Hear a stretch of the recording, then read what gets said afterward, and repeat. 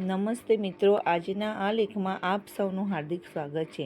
ગુજરાત એટલે કે એવું રાજ્ય જ્યાં ઘણા બધા ધાર્મિક મંદિર આવેલ છે। ચોટીલા માતા ચામુંડા, પાવાગઢ મહાકાળી માતા, અંબાજીમાં અંબેમાં આવા ધાર્મિક મંદિર આવેલ છે। મિત્રો, દશામાનું મંદિર, મીનાવાડાનો ઇતિહાસ। આજની આ વાતમાં દશામાની વાત કરીશું, જ્યાં લાખોની સંખ્યામાં ભક્તો માં દશામાના દર્શને આવે છે અને માં દશામાં બધાની મનોકામના પૂર્ણ કરે છે। આ મંદિર અમદાવાદથી 55 કિલોમીટર દૂર અને ડાકોરથી માત્ર 25 કિલોમીટર દૂર આવેલ છે। જેમ દરેક મંદિર સાથે પૌરાણિક કથા સંકળાયેલ હોય છે, તેમ આ મંદિર સાથે પણ અમુક પૌરાણિક કથાઓ સંકળાયેલી છે। અને કથા મુજબ આજથી 700 વર્ષ પહેલાં અહીંયા એક શહેર હતું, જેનું નામ મીનળ હતું। તેથી વાણિજ્ય વ્યવહાર થતો હતો, પરંતુ એક ભયાનક પૂર આવતા આખું શહેર તણાઈ ગયું હતું। કહેવાય છે કે વર્ષો પહેલાં શહેરની બહાર એક નદીમાં પથ્થર સ્વરૂપે માં દશામાં બિરાજમાન હતા। આજે જ્યાં દશામાનું મંદિર અને આ ગામનું ગામ મીનાવાડા પડ્યું।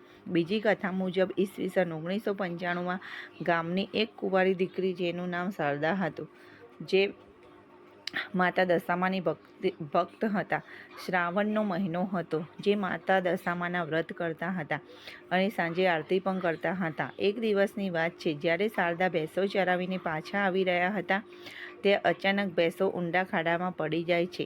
દીકરી હવે વલોપાત કરે છે। સાંજે માતા દશામાની આરતીનો પણ સમય થઈ ગયો હતો, તેથી દશામાને યાદ કરે છે અને તેમની ભક્તિ જોઈને માં દશામાં હાજર થાય છે અને માં દશામાં આ ભેંસોને ઊંડા ખાડામાંથી બહાર કાઢે છે।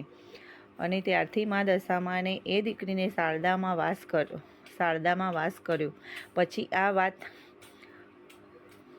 ચારેય દિશામાં વાયુ વેગે પ્રસરવા લાગી અને ધીરે ધીરે લોકો આ દીકરી અને માં દશામાના દર્શન કરવા આવવા લાગ્યા અને જોતજોતામાં આ સ્થાન થઈ ગયું લાખો લોકોની આસ્થાનું પ્રતીક બન્યું। ત્યારથી જ અહીં રોજ દશામાના દર્શન કરવા લાખો લોકોની સંખ્યા આવે છે।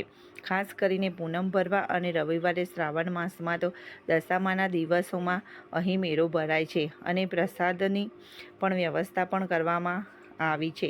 મંદિરની બહાર મોટું બજાર છે। અહીં ગુજરાત, રાજસ્થાન, મધ્યપ્રદેશથી ઘણા ભાવિક ભક્તો લાખોની સંખ્યામાં દર્શન કરવા આવે છે અને માં દશામાં દરેકની મનોકામના પૂર્ણ કરે છે। મિત્રો, જ્યાં દવા કામ ન કરે, ત્યાં દુઆ જરૂર કામ કરે છે। દશામાના દર્શન માત્રથી વાંજિયાના ઘરે પારણું બંધાય છે, દુખિયાના દુઃખ દૂર થાય છે અને માં દશામાનું વ્રત જે પણ કરે છે, તેના ઘરે સુખ, શાંતિ અને સમૃદ્ધિ આપે છે। કહેવાય છે કે વર્ષો પહેલાં શહેરની બહાર એક નદીમાં પથ્થર સ્વરૂપે માં દશામાં બિરાજમાન હતા। આજે જ્યાં દશામાનું મંદિર અને ગામનું ગામ મીનાવાડા પડ્યું। બીજી કથા મુજબ 1995માં ગામની એક કુંવારી દીકરી, જેનું નામ શારદા હતું, જે આજે માતા દશામાની ભક્ત હતા। શ્રાવણનો મહિનો હતો, જે માતા દશામાના વ્રત કરતા હતા અને સાંજે આરતી પણ કરતા હતા। એક દિવસની વાત છે, જ્યારે શારદા ભેંસો ચરાવીને પાછા આવી રહ્યા હતા, તે અચાનક ભેંસો ઊંડા ખાડામાં પડી જાય છે। દીકરી હવે વલોપાત કરે છે। સાંજે માં દશામાની આરતીનો પણ સમય થઈ ગયો, તેથી દશામાને યાદ કરે છે। તેમની ભક્તિ જોઈને માં દશામાં હાજર થાય છે અને માં દશામાં આ ભેંસોને ઊંડામાં ખાડામાંથી બહાર કાઢે છે અને ત્યારથી માં દશામાં એ દીકરીને શારદામાં વાસ કર્યો। આ વાત ચારેય દિશાના વાયુવેગ પ્રસરવા લાગી અને ધીમે ધીમે આ દીકરીને માં દશામાના દર્શન કરવા આવવા લાગ્યા। જોતજોતામાં આ સ્થાન થઈ ગયું લાખો લોકોના આસ્થાનું પ્રતીક બન્યું। ત્યારથી જ અહીં રોજ દશામાના દર્શન કરવા લાખો લોકોની સંખ્યા આવે છે અને ખાસ કરીને પૂનમ ભરવા અને રવિવારે શ્રાવણ માસમાં તો દશામાના દિવસો અહીં મેળો ભરાય છે અને પ્રસાદીની પણ વ્યવસ્થા પણ કરવામાં આવી છે। મંદિરની બહાર મોટું બજાર છે। અહીં ગુજરાત, રાજસ્થાન, મધ્યપ્રદેશથી ઘણા ભાવિક ભક્તો લાખો લોકોની સંખ્યામાં દર્શન કરવા આવે છે અને માં દશામાને દરેકની મનોકામના પૂર્ણ કરે છે। મિત્રો, જ્યાં દવા કામ ન કરે, ત્યાં દુઆ જરૂર કામ કરે છે। દશામાના વ્રત દર્શન માત્રથી વાંજિયાના ઘરે પારણું બંધાય છે, દુખિયોના દુઃખ દૂર થાય છે। ડાકોરથી આશરે 25 કિમી દૂર આવેલા મીનાવાડા ગામમાં આવેલું દશામાનું ભવ્ય મંદિર વિશે વાત કરવામાં આવે તો તે રાજ્યમાં એક મોટું આસ્થાનું સ્થાન રહેલું છે। સામાન્ય રીતે જોવામાં આવે તો અહીંયા હજારોની નહીં પણ લાખોની સંખ્યામાં શ્રદ્ધાળુઓ પોતાની માનતા પૂરી કરવા આવે છે। એવું કહેવામાં આવે છે કે ખેડા જિલ્લાના મીનાવાડા ગામ આવેલું છે, તે ગામમાં દશામાનું મંદિર આવેલું છે। આજથી 700 વર્ષ પહેલાં ત્યાં મિનર નામનું શહેર હતું, પરંતુ પૂર આવવાના કારણે આ શહેર ડૂબી ગયું હતું. આ પછી મીનાવાડા નામનું નાનું ગામ વસ્યું હતું. એવું કહેવાય છે કે મીનાવાડા ગામની પાસે એક નદી જ્યાં વર્ષો પહેલાં પથ્થર તરીકે પૂજાતા હતા મા દશામાં, પરંતુ આજે ત્યાં મંદિર બની ગયું છે. સ્થાનિક લોકો દ્વારા માતાજીને કળિયુગમાં આપેલા કેટલાક દાખલા પણ જોવા મળી રહ્યા છે.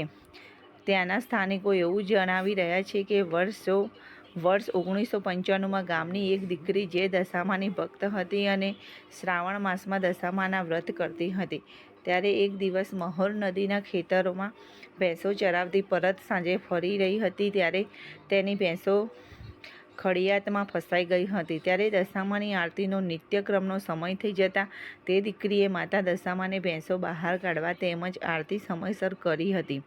આ મંદિરમાં નાત જાત કે અમીર હોય કે ગરીબ હોય કોઈ જોવામાં આવતું નથી. આ મંદિરમાં ભક્તો માટે હંમેશા દ્વાર ખુલ્લા હોય છે. મંદિરમાં ભક્તોની ભીડ હોવાને કારણે મંદિરમાં લાઇનમાં ઊભા રહીને દર્શન કરવા પડે છે. એવું કહેવામાં આવે છે કે દશામાના ખાલી દર્શન કરવાથી તમામ ચિંતાઓ દૂર થાય છે. જ્યારે એવું પણ કહેવામાં આવે છે કે આ જ ગામની શારદા નામની એક દીકરીને દશામાને દર્શન આપ્યા હતા. તેમને જણાવી દઈએ કે મંદિરમાં દર્શન કરવાથી વાંજણાના ઘરે પારણા બંધાય છે અને મનની બધી ઈચ્છા માતાજી પૂર્ણ કરે છે.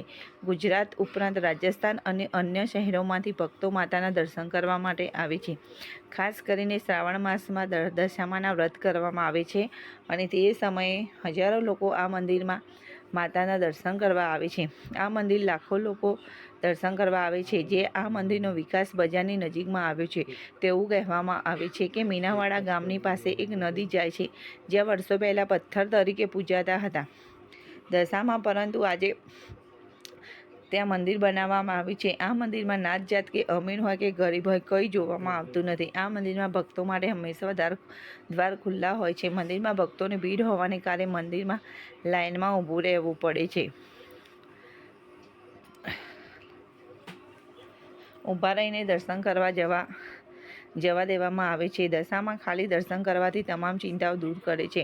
આ મંદિરમાં ફોટો પાડવાની અને વિડીયો ઉતારવાની મનાઈ છે. આ મંદિરના નિર્માણ પાછળ એક કથા છુપાયેલી છે. કહેવાય છે કે 1995માં આ જ ગામની શારદા નામની એક દીકરીએ દશામાને દર્શન આપ્યા હતા. જ્યારે આ વાતની જાણ થતાં લોકો દૂર દૂરથી મીનાવાડા ગામે દર્શન આવવા લાગ્યા.